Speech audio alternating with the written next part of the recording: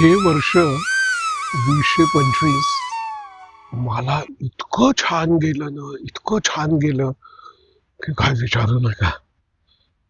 पण गंमत अशी आहे ना की कालपासून मला असं जाणवतंय की हे 2025 जितकं छान गेलं ना, त्याच्यापेक्षा 2026 2026 जास्त चांगलं जाणार आहे.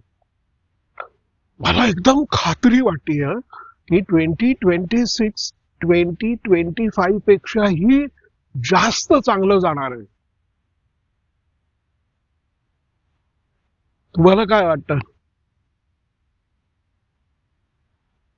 नमस्कार मित्रांनो, रवी करंदीकर म्हातोबाच्या टेकडीवर म्हातोबाच्या देवळाच्या पायऱ्यांवर बसलेलो आहे आणि समोर सूर्योदय झालेला आहे. तरी आता सूर्याची किरण अगदी कोवळी आहेत आणि ती माझ्यावर पडतायत आणि त्यांच्याकडे बघत बघत मी व्हिडिओ करतोय. आणि इथे बसल्यानंतर हे मी सगळं ऍडजस्ट करत असताना माझ्या डोक्यात काही विषय नव्हता की आता काय बोलायचं ते. तर तेव्हा माझ्या लक्षात आलं की नाही यार, कालपासून जे आपल्याला वाटतंय ना त्याबद्दल बोलूया. म्हणजे पहिला महत्वाचा मुद्दा म्हणजे मला कोथरूड मधल्या रिडेव्हलपमेंट बद्दल, म्हणजे गेले काही दिवस माझ्या डोक्यामध्ये जो एकच विषय आहे त्याच्याबद्दलच मी बोलतोय तुमच्याशी दररोज सकाळी. एक मिनिट.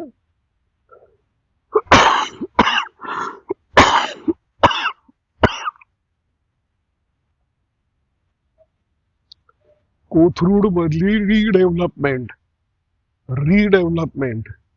ह्याच्याबद्दलच मी गेले काही दिवस बोलतोय. पण आता हे मला असं वाटलं की नाही, अरे आज 31 डिसेंबर आहे, तर हे वर्ष किती आपलं छान गेलं, तर त्याबद्दल बोलूया. आणि मला हे वर्ष चांगलं गेलं, पण त्याचप्रमाणे या वर्षातल्या काही गोष्टी ज्या आहेत ना त्या आपल्या सगळ्यांना खूप छान गेलेल्या आहेत. आणि तुम्हालाही कदाचित असंच वाटत असेल की 2025 2025 अतिशय छान गेलेलं आहे आणि 2026 या 2025 पेक्षाही जास्त चांगलं जाईल असं तुम्हालाही वाटत असणार आहे. आता यादी करूया बरं का, यादी करूया. हा, पहिलं मला सकाळी सकाळी असं का जाणवलं ते सांगतो. अरे काल मी दुसऱ्यांदा सिटी प्राईड मध्ये धुरंधर बघितला आणि तो दुसऱ्यांदा बघताना ना मला जास्त मजा आली, जास्त गोष्टी कळल्या.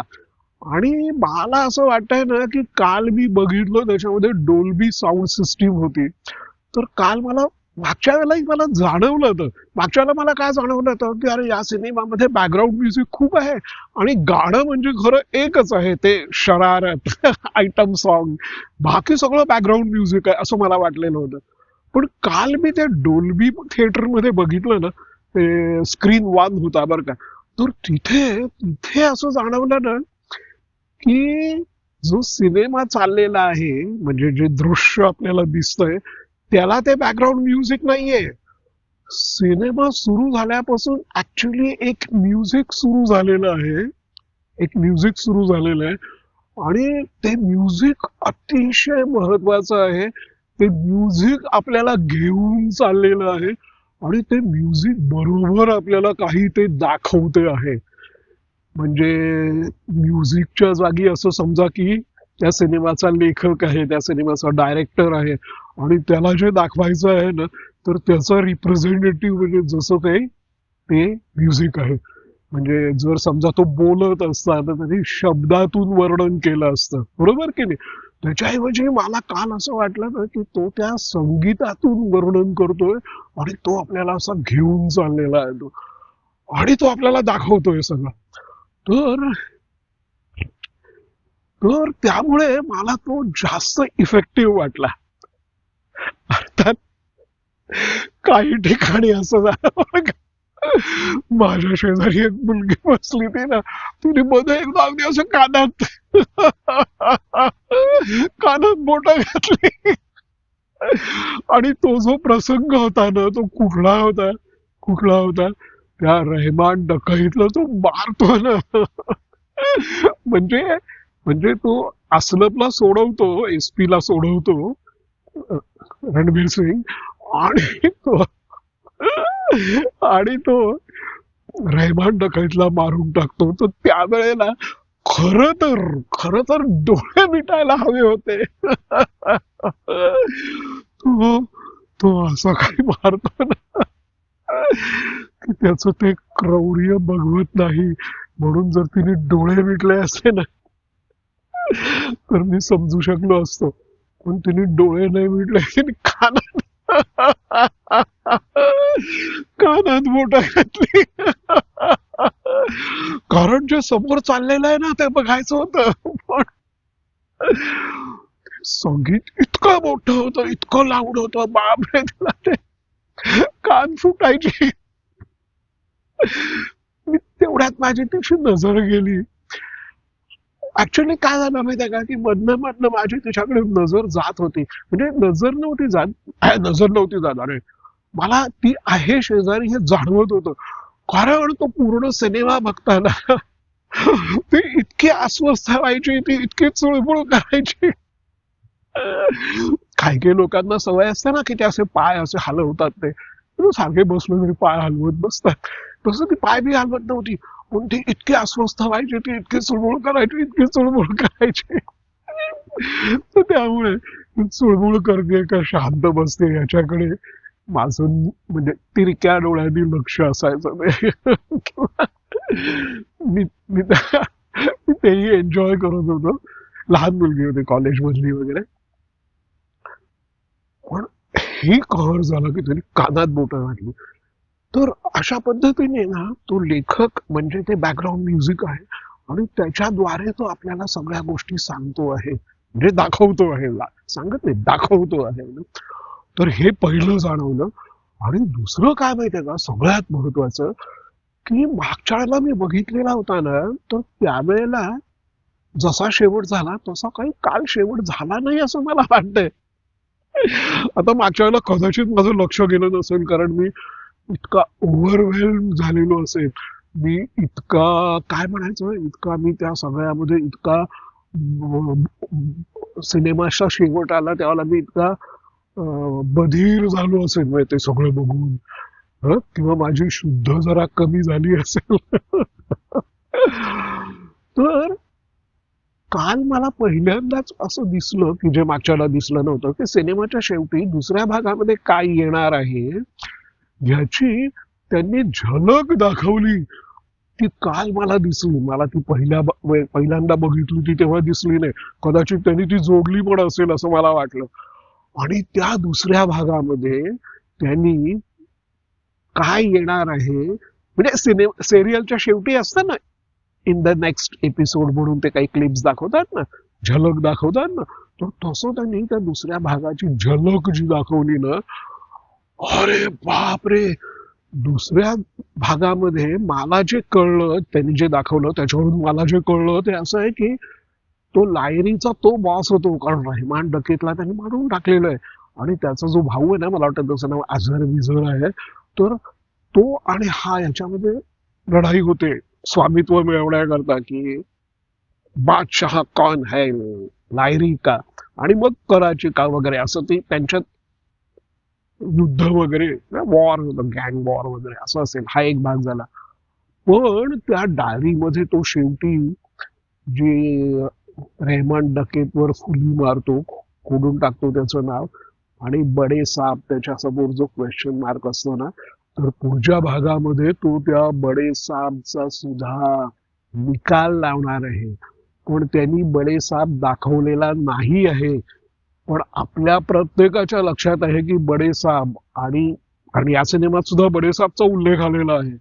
आणि या सिनेमाचं जे सगळ्यात महत्वाचं जे वैशिष्ट्य आहे ना, तर त्याच्यामध्ये म्हणजे विमान हायजॅक हा महत्वाचा इन्सिडेंट आहे, पार्लमेंटवर अटॅक हाही महत्वाचा इन्सिडेंट आहे, मुंबईवर अटॅक हाही महत्वाचा इन्सिडेंट आहे, आणि शेवट होतो त्यावेळेला खलिस्तानवाद्यांना हे सपोर्ट करून अमृतसर करत असतात ISI, आणि अमृतसर मध्ये सुद्धा मुंबई सारखीच काहीतरी अतिरेकी कारवाई करायची आहे असं त्यांचं गोल असतं, आणि ती त्यांना करू द्यायची नाही. तर ह्याच्याकरता रणवीर सिंग काय करतो, म्हणजे धुरंधर काय करतो, तर तो रहमान डकेत जो त्या अतिरेकी कारवाई करता अमृतसर मधल्या शस्त्र देणार असतो, तर त्याला शस्त्र मिळणार नाहीत, त्यांना शस्त्र मिळणार नाहीत ISI ला, आणि अशा प्रकारांनी रहमान डकेत त्या ISI ला मदत करत राहणार नाही. याच्याकरता म्हणून तो तो सगळा कट घडवून आणतो ना, की ठराविक ते उद्घाटन असतं त्या दिवशीच त्या रहमान डकेचा भाऊ ते शस्त्र आणायला जाईल, रहमान डकेत एकटाच असेल, आणि मग तो त्याला त्या आडबाजूला घेऊन जातो आणि त्याला मारतो. हा जो सगळा त्याचा प्लान असतो तो सक्सेसफुल होतो. तो प्लान करण्याच्या मागे काय आहे की या ISI ला ही शस्त्र मिळू नयेत, हा त्याचा उद्देश असतो, आणि त्याच्यात तो सक्सेसफुल होतो. मग दुसऱ्या भागामध्ये सगळ्यात महत्वाचा उद्देश काय असणार? या ज्या घटना दाखवलेल्या आहेत ISI पाकिस्ताननी भारतावर जे अतिरेकी गोष्टी केल्या, त्याच्यापैकी सगळ्यात महत्वाची गोष्ट ऑब्व्हियसली मुंबईवरचा हल्ला आहे, बरोबर की नाही? मुंबईमध्ये जे अतिरेकी लोकांनी जे प्रकार केले त्याचा बदला ही सगळ्यात महत्वाची गोष्ट आहे, आणि त्यांना कंटिन्युअस सपोर्ट देणारा रहमान डकेत पेक्षाही मोठा विलन कोण, तर दाऊद, हो की नाही? दाऊद. तर दुसऱ्या भागामध्ये तो दाऊदला मारून टाकणार. दुसऱ्या भागामध्ये पुढच्या वर्षी 2026 मध्ये 19 मार्चला दाऊद मरणार, हे आपल्याला प्रत्यक्ष बघायला मिळणार. ह्याची मला खात्री वाटलेली आहे, आणि त्यामुळे 2025 पेक्षा 2026 जास्त चांगलं जाणार आहे याची मला खात्री पटलेली आहे. हा एक भाग झाला. दुसरी मला, आणि 2026 आणखीन चांगला जाईल असं वाटण्याचं आणखीन एक महत्वाचं कारण काय आहे ते SIR. ज्या संख्येने बांगलादेशी घुसपटे काय म्हणतात, घुसखोर, म्हणजे मराठीमध्ये घुसखोर, ह्यांना बांगलादेशातनं बाहेर काढणं चाललेलं आहे आणि बांगलादेशमध्ये परत पाठवून देणं चाललेलं आहे ना, तर त्यामुळे नुसतं मतदार यादीचं शुद्धीकरण नाही होणार, या देशाचं शुद्धीकरण होणार आहे पुढच्या वर्षी. म्हणजे इलेक्शन जिंकणार आपण हे तर नक्की आहे, ममता जाणार हे तर नक्की आहे, पण सगळ्यात महत्वाची जी गोष्ट आहे ना, की हा जो डेमोग्राफी बदलण्याचा प्रकार चाललेला आहे, बांगलादेशी घुसपट्यांना आणि एकंदरीत मुसलमानांची संख्या वाढवण्याचा आणि डेमोग्राफी बदलण्याचा जो कार्यक्रम आहे ना, तर त्याच्यामधला जो महत्वाचा भाग आहे की बांगलादेशी घुसखोरांना बाहेर काढून टाकणं, हे पुढचं वर्षभर चालू राहणार, आणि फक्त भारतीय नागरिकच भारतात राहणार अशी परिस्थिती पुढच्या वर्षी मोठ्या प्रमाणात होईल, हे नक्की. हे दुसरं कारण. तिसरं कारण, ममता जाणार हे तर नक्कीच आहे. तमिळनाडूमध्ये आणि केरळामध्ये सुद्धा जे दिवटे बसलेले आहेत, इव्हन कर्नाटकात सुद्धा, तर ते कदाचित जातील किंवा त्यांची शक्ती कमी होईल, आणि त्यांचे जे देशविरोधी कारवाया आहेत तर त्याला लगाम बसेल, एवढं तर नक्की होईल. ते एवढं नक्की होईल, मला खात्री आहे. हे तिसरं कारण झालं. आणि चौथं कारण जे आहे ना, चौथं कारण सगळ्यात महत्वाचं, यावर्षी बोललं गेलं, यावर्षी काही प्रमाणामध्ये मोदी जे सांगतात ना की गुलामगिरीच्या मानसिकतेतून बाहेर या, है ना, गुलामगिरीच्या मानसिकतेतून बाहेर या. तर माझं असं मत आहे ना की यावर्षी साधारणतः जे तरुण आहेत, म्हणजे ज्यांचं वय आता समजा अराउंड 25 आहे, म्हणजे जे 2000 सालानंतर जन्मलेले आहेत ना, तर माझा असा अनुभव आहे ना की त्यांच्या मनामध्ये गुलामगिरीची मानसिकता त्यांची तशी कमीच आहे. त्यांची गुलामगिरीची मानसिकता फार कमी आहे. गुलामगिरीची मानसिकता जास्त प्रमाणात कुणाची आहे की जे 2000च्या पूर्वी जन्माला आलेले आहेत, म्हणजे माझ्यासारखे शहाणे. हे माझी गुलामगिरीची मानसिकता थोडीशी कमी झालेली आहे बरं का, फक्त थोडीशी, पण अजून खूप मोठ्या प्रमाणामध्ये माझी मानसिकता गुलामगिरीची आहे. तर माझ्यासारखे जे लोक आहेत ना की जे 2000 सालाच्या पूर्वी जन्माला आलेले आहेत, तर त्यांची सुद्धा गुलामगिरीची मानसिकता, सो आकड्यामध्ये जर बोलायचं असेल, आजकाल आपण आकड्यात बोलतो ना, तर आपण असं समजू की माझी आता 90% आहे. तर माझी गुलामगिरीची मानसिकता पुढच्या एकाच वर्षामध्ये 90%ची ना एकदम खाडकन 70% पर्यंत येईल असं वाटतंय. आणि 70% जी आहे त्याच्यापैकी ती व्यक्त करण्याची सुद्धा मला भीती आणि संकोच वाटायला लागेल. आणि मी व्यक्त करताना त्याच्यातली फक्त 60%च व्यक्त करेन.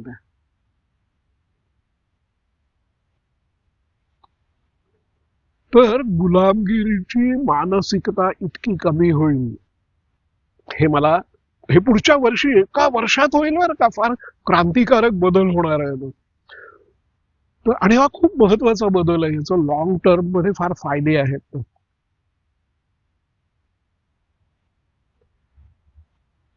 चौथी मला महत्वाची गोष्ट काय वाटते माहितीये का,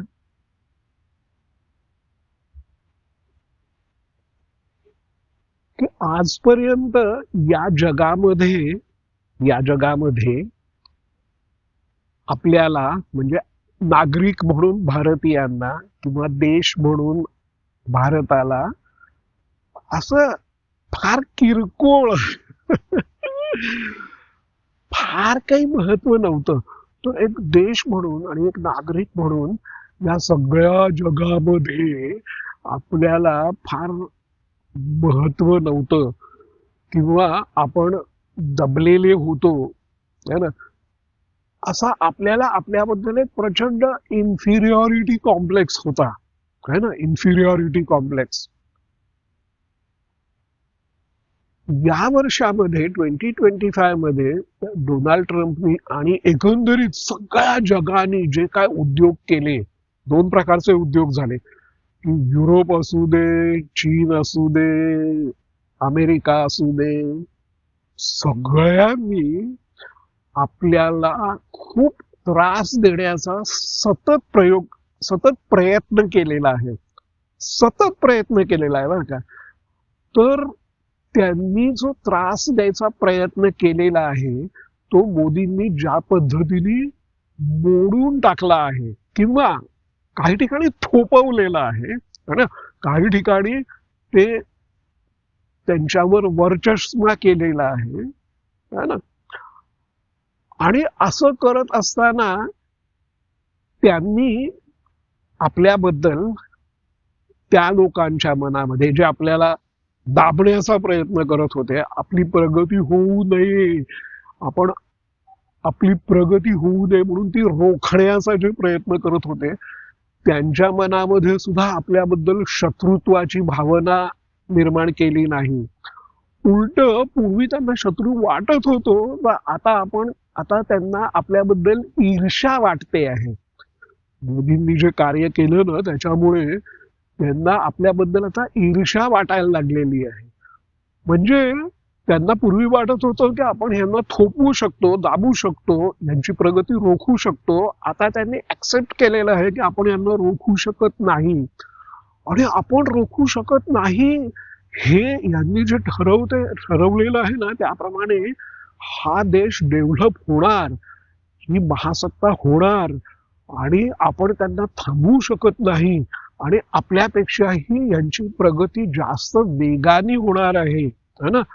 आणि आपल्यापेक्षाही वेगळ्या पद्धतीची प्रगती हे लोक करणार आहेत. आणि हा देश फक्त स्वतःची प्रगती करत असताना आपल्या बरोबर जे मागासलेले, ज्याला आपण काय म्हणतो, मोदी काय म्हणतात, जे दक्षिणेकडचे देश आहेत ना, है ना, ग्लोबल साऊथ, तर इतर देशांनाही हे लोक पुढे घेऊन येणार आहेत. तर हे नक्की होणार आहे याची त्यांना खात्री पटलेली आहे, आणि त्यामुळे त्यांच्या मनात आता ईर्ष्या, मत्सर मोदींनी निर्माण केलेला आहे. म्हणजे शत्रुत्वाच्या जागी, वर्चस्वाच्या जागी त्यांनी त्यांच्या पद्धतीने आपल्या देशाच्या बद्दल आपली ईर्ष्या निर्माण केलेली आहे, मत्सर निर्माण केलेला, ही फार मोठी अचिव्हमेंट आहे. म्हणजे मला काय म्हणायचं आहे की आता आपल्याला माझ्या तरुणपणापासून मी बघतोय ना, किंवा आज सुद्धा परिस्थिती आहे की रशिया काही मोठी इकॉनॉमी नाहीये, बरोबर की नाही. चीन मोठी इकॉनॉमी आहे, पण रशिया तर कोल्ड वॉरच्या दिवसापासून किंवा सेकंड वर्ल्ड वॉर नंतर रशिया हा सगळ्या जगाचा नंबर 1चा शत्रू आहे, अशी बऱ्याच लोकांची, बऱ्याच देशांची भूमिका होती, बरोबर की नाही. आणि दुसरी महत्वाची गोष्ट म्हणजे तो देश तसा एकाकी आहे, अशी एकंदरीत जगामध्ये परिस्थिती होती. कारण त्यांचं जुळायचं कुणाशी, म्हणजे की ज्या देशांमध्ये कम्युनिझम सत्तेवर आहे किंवा कम्युनिस्ट लोकांचा प्रभाव आहे, किंवा ज्या देशामध्ये अगदी अमेरिकेसारख्या देशामध्ये सुद्धा किंवा युरोपमध्ये सुद्धा जे डाव्या विचारसरणीचे लोक आहेत, त्यांच्यामध्ये रशियाचा प्रभाव होता, कम्युनिझमचा प्रभाव होता. आपल्याकडेही होता, आपल्याकडे तो ऑफिशियली होता ना, की आपण तर रशियन समाजवादी अर्थव्यवस्था काही काळ ऍक्सेप्ट केलेली होती. नंतर आपण फ्री मार्केट इकॉनॉमी है ना, म्हणजे ती आपण साधारणतः 80s मध्ये वगैरे ती आपण ऍक्सेप्ट केली. तरी आपल्याकडे सुद्धा डाव्या विचारसरणीच्या लोकांचाच प्रभाव अजूनपर्यंत, म्हणजे 24 पर्यंत होता, अजून सुद्धा काही प्रमाणामध्ये आहे. पण एकंदरीत देश म्हणून रशिया असा एकाकी होता, पहिली गोष्ट. दुसरी गोष्ट म्हणजे ती जी इकॉनॉमी म्हणून सुद्धा काही तो नंबर 2चा नव्हता किंवा 3चाही नव्हता, है ना. रशियाची इकॉनॉमी आज सुद्धा आपल्यापेक्षा कमी आहे, तर किंवा युरोपियन, जर्मन वगैरे इकॉनॉमीपेक्षाही कमी आहे. पण त्यांच्याकडे फक्त, जेव्हा USSR होतं त्यावेळेला त्यांच्याकडे मिलिटरी पॉवर होती, है ना, मिलिटरी पॉवर होती. आणि सगळ्यांना वाटत होतं की USSR तुटल्यानंतर त्यांची जी मिलिटरी माईट आहे ती कमी होईल, आणि त्यामुळे आपण रशियाचे तुकडे करून टाकू. असं युरोपियन लोकांना आणि अमेरिकन लोकांना नेहमी तुकडे करायला आवडतात. युरोपियन लोक मुळातच सगळे तुकडे आहेत, त्यामुळे त्यांना सगळे आपल्यासारखे तुकडे व्हावे असं वाटतं. आणि अमेरिकन लोक चॅप्टर आहेत, ते ऍक्च्युली त्यांनी सगळे तुकडे जोडून एकत्र करून सगळं मोठं केलंय, पण मग त्यांना असं वाटतं की आपल्यासारखं मोठं कुणी असू नयेत, सगळ्यांचे ठिकऱ्या उडाव्यात, सगळ्यांचे तुकडे व्हावेत, म्हणून ते प्रयत्न करत असतात. तर तसं यावेळेला त्यांनी रशियाचे तुकडे ठिकऱ्या उडवण्याकरता प्रयत्न केला. पण पहिल्यांदाच असं झालेलं आहे की मोदी ठामपणाने सगळ्या जगाच्या, म्हणजे युरोपच्या आणि अमेरिकेच्या विरुद्ध रशियाच्या बाजूने उभे राहिलेले आहेत. हे सुद्धा या जगात पहिल्यांदा घडलेलं आहे. आणि उभं राहताना त्यांनी लढाईत आपल्या देशाला लोटलेलं नाहीये. म्हणजे फर्स्ट सेकंड वर्ल्ड वॉर मध्ये अमेरिका जेव्हा काय युरोपमध्ये उतरली, त्यावेळेला त्यांनी अमेरिकन देशाला लढाईमध्ये ढकललं, बरोबर की नाही. तसं भारताला लढाईत न ढकलता ते ठामपणाने रशियाच्या बाजूला उभे राहिले, हा सुद्धा एक अतिशय वेगळा आणि ज्याला जागतिक नेता म्हणता येईल, है ना. आणि त्यांनी संघर्ष, जागतिक संघर्षाची पण व्याख्या बदललेली आहे. आणि जर तुम्ही देशाला लढाईत तुम्ही ढकललं नाही तर ठीक आहे, आम्ही ट्रेड वॉर करून तुमचा पराभव करू, या प्रयत्नाला सुद्धा त्यांनी तोंड दिलेलं आहे. हा सुद्धा प्रयत्न हडून पाडलेला आहे, है ना, हडून पाडलेला आहे. तर ह्याचे पॉझिटिव्ह इफेक्ट 2026 मध्ये आपल्याला दिसायला लागतील. म्हणजे जे विरोधक आहेत ते ऍक्सेप्ट करतील, ते विरोध करण्याचा प्रयत्न चालू ठेवतील, ते त्याच्याबद्दल प्रश्न नाहीये. पण आपण यांना थांबवू शकणार नाही. अशामुळे त्यांच्या मनात खात्री पटेल, आपली प्रगती होणार याची त्यांना निश्चिंतता वाटेल. आणि ते आपल्या मनाबद्दल, त्यांच्या मनामध्ये ईर्ष्या निर्माण होईल, शत्रुत्व नाही होणार. कुणाबद्दलही ना शत्रुत्व असणं ना हे आपल्याला आणि त्यांना दोघांनाही त्रासाचं असतं. अमेरिकेला आणि युरोपियन लोकांना हे थोडंफार कळतं. म्हणजे किंवा त्यांच्या जगामध्ये फक्त त्यांना रशियाचं द्वेष आणि शत्रुत्व रशियाबद्दल बाळगता येतं. पण तरी सुद्धा ते चॅप्टर असल्यामुळे ते त्यांच्याबरोबर संबंध ठेवतात. पण आपल्याबद्दल त्यांना शत्रुत्व नाही वाटणार ते, अशी मला खात्री आहे. म्हणजे उदाहरणार्थ हे पाकिस्तानी लोक किंवा भारतातले काही लोक विशेषतः पाकिस्तान, बांगलादेश, यांना आपल्याबद्दल शत्रुत्व, आणि सामान्य लोकांच्या मनामध्ये किंवा एक देश म्हणून सुद्धा त्यांना आपल्याबद्दल शत्रुत्व आहे.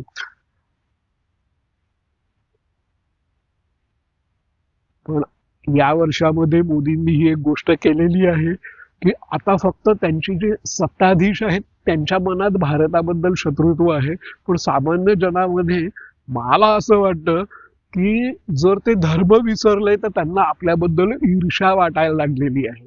आणि पुढच्या वर्षी त्यांच्या मनामध्ये धार्मिक पगडा कमी होऊन ते हिंदू विरुद्ध मुसलमान एवढाच फक्त विचार न करता यावर्षी जो प्रकार करायला लागलेत ना की एक देश, की आपला मोठा भाऊ आणि आपण, तर त्यांना मोठ्या भावाबद्दल ऑलरेडी ईर्ष्या वाटायला लागलेली आहे. पुढच्या वर्षी मला खात्री आहे की त्यांना आपल्याबद्दल आणखीन ईर्ष्या वाटेल.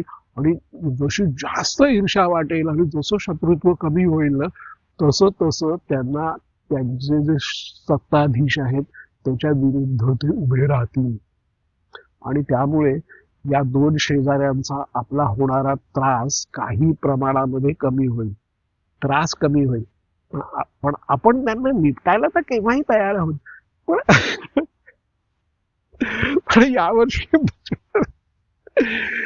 यावर्षी आपण दाखवून दिलेलं आहे ना ते, है ना, की डास मारण्याकरता आम्ही शक्ती खर्च करणार नाही. तुम्ही आरडाओरडा करता आहात म्हणून आमचं जे काम आहे ते सोडून आम्ही तुमच्याशी भांडत बसणार नाही. तर यामुळे ते बिचारे हताश होऊन हताश होऊन यांचं आता काय करायचं असा त्यांना प्रश्न पडलेला आहे ना तो. अरे काय किती तास लागले, 1 तास, फार तर 1.5 तासाच्या कारवाईमध्ये है ना हे आपली तोंड बंद करू शकतात हे त्यांना कळलेलं आहे आता ते, हो की नाही. तर त्यामुळे आणि म्हणजे काय की आपल्या कामामधनं फक्त 1.5 तास स्पेअर केला बाकी फोकस एफर्ट. तर त्यामुळे ना हे एकंदरीत 2025 पेक्षा जास्त चांगलं जाणार आहे अशी मला खात्री वाटते आहे.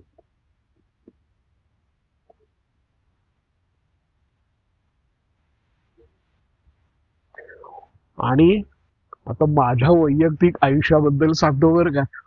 अरे गेले काही दिवसात, म्हणजे ऍक्च्युली मला फार पूर्वी पण आकर्षण होतं कुठल्या गोष्टीचं, पॉडकास्ट.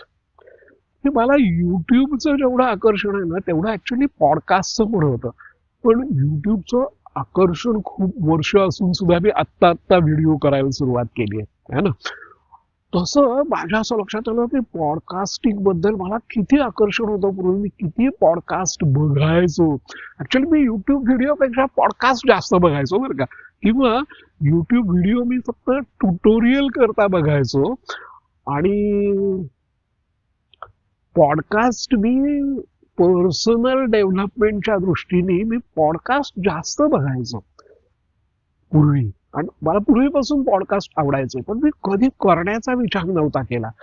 तो काय झालं, आता मला ना पॉडकास्ट करावा असं वाटायला लागलेलं आहे. म्हणजे मी स्पॉटीफायवर एक पहिला एपिसोड पण अपलोड केलेला आहे. आणि ऑडिओ पॉडकास्ट त्याचं मी 1 महिन्याचं ट्रायल कालपासून सुरू केलेली आहे. ऑडिओचा पॉडकास्टचा एक पॉडकास्टचा वेगळा प्रकार आहे बरं का. आणि असं माझं मत आहे ते. आणि स्पॉटीफायचा जो पॉडकास्ट आहे त्याचा थोडा वेगळा प्रकार आहे असं मला वाटतं. पण युट्यूब व्हिडिओच्या बरोबरीनेच 2026 मध्ये मी पॉडकास्टिंग पण करायला सुरुवात करणार आहे रेग्युलरली. त्यामुळे ही एक मोठी डेव्हलपमेंट आहे. हा एक मुद्दा झाला. दुसरा मुद्दा मी तुम्हाला सांगितला की माझं जो ब्लॉग होता की जो 2007 पासून चालवत होतो आणि 2019 मध्ये मी बंद केला, तर तो मी परत करायचा हे जरा वेगळ्या फॉर्म मध्ये हे ठरवलेलं आहे. आणि त्याच्याप्रमाणे मी पहिलं ब्लॉग पोस्ट टाकलेलं पण आहे आणि त्याला चांगला रिस्पॉन्स पण आलेला आहे. तर त्यामुळे 2026 मध्ये मी Ravi Karandikar Pune real estate market news blog याच्यावर रेग्युलरली पोस्ट करणार आहे. ही आणखीन एक महत्वाची गोष्ट आहे ती. त्याच्यानंतर कोथरूड मधली रिडेव्हलपमेंट याचा मी अभ्यास करून त्याच्यावर युट्यूब व्हिडिओ तर करणार आहेच, पण त्याच्याशिवाय मी त्याच्याकरता प्रॉपर ब्लॉग मराठीमध्ये आणि प्रॉपर वेबसाईट मराठीमध्ये करणार आहे 2026 मध्ये. 2026 मध्ये मला ही खूप कामं आहेत. किती काम आहेत मला, हा एक महत्वाचा भाग झाला. दुसरी गोष्ट काय आहे की मी आतापर्यंत असं कधी केलेलं नव्हतं, त्या गोष्टी करणार आहे. कुठली गोष्ट की मी ब्लॉग चालवत होतो पण मी तो इंग्लिशमध्ये चालवत होतो है ना, इंग्लिशमध्ये होता तो. आता मी मराठीमध्ये सुद्धा ब्लॉगिंग करणार आहे ना. आणि मी व्हिडिओ पण करणार आहे, ते मराठीत करणार आहे. आणि माझ्या English Ravi Karandikar Pune real estate market news ब्लॉगवर मी इंग्लिशमध्ये सुद्धा व्हिडिओ करणार आहे. आणि पॉडकास्टिंगचं काय झालं की ते ट्रान्सक्राईब जे आहे ना अडोब मध्ये मराठीत नाही होत, तिथे हिंदीत होतं आणि इंग्लिशमध्ये होतं. तर त्यामुळे मी पॉडकास्ट जो आहे ना तर तो मराठी, हिंदी आणि इंग्रजी, म्हणजे मराठी कोथरूड मधल्या रिडेव्हलपमेंट बद्दल, English Pune real estate market news बद्दल, आणि हिंदी कुठल्या विषयावर करायचा हे माझ्या लक्षात नाही आलेलं. पण मी हिंदी जो आहे ना तो कदाचित Pune real estate market news बद्दलच करेन, कारण तिथे हिंदी जास्त बोललं जातं. तर अशा मी पूर्वी कधी न केलेल्या बऱ्याच गोष्टी यावर्षी करणार आहे. तर त्यामुळे 2025 पेक्षा 2026 जास्त चांगलं जाईल याची मला खात्री वाटायला लागलेली आहे.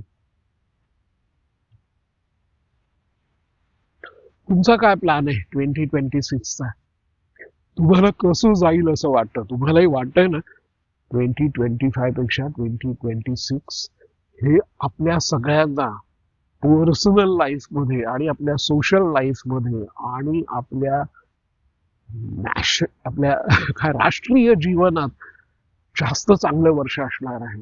आणि ह्याची पुढची सगळी वर्ष मागच्यापेक्षा जास्त चांगली अशी होत जाणार आहे अशी मला खात्री आहे. तुम्हाला काय वाटतं? लागली पाहिजे बघा 2047 पर्यंतची वर्ष मागच्या वर्षापेक्षा पुढचं चांगलं वर्ष असं होणार आहे. लागली पाहिजे.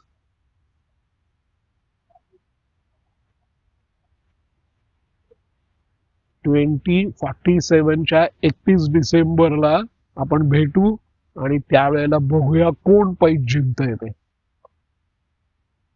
नाही, कोण कोण पैज जिंकतंय असं बघायला पाहिजे. कोण कोण पैज जिंकतंय. पण आपण बरेच लोक जिंकणार आहोत ते, है ना. तर ठरलं 2047च्या 31 डिसेंबरला सकाळी आपण भेटू, है ना. आणि त्या दिवशी कोण कोण जिंकलं हे आपण ठरवू. त्याचा आपण आढावा घेऊ. ओके, लागली पाहिजे. चलो, बाय बाय, ठेवतो.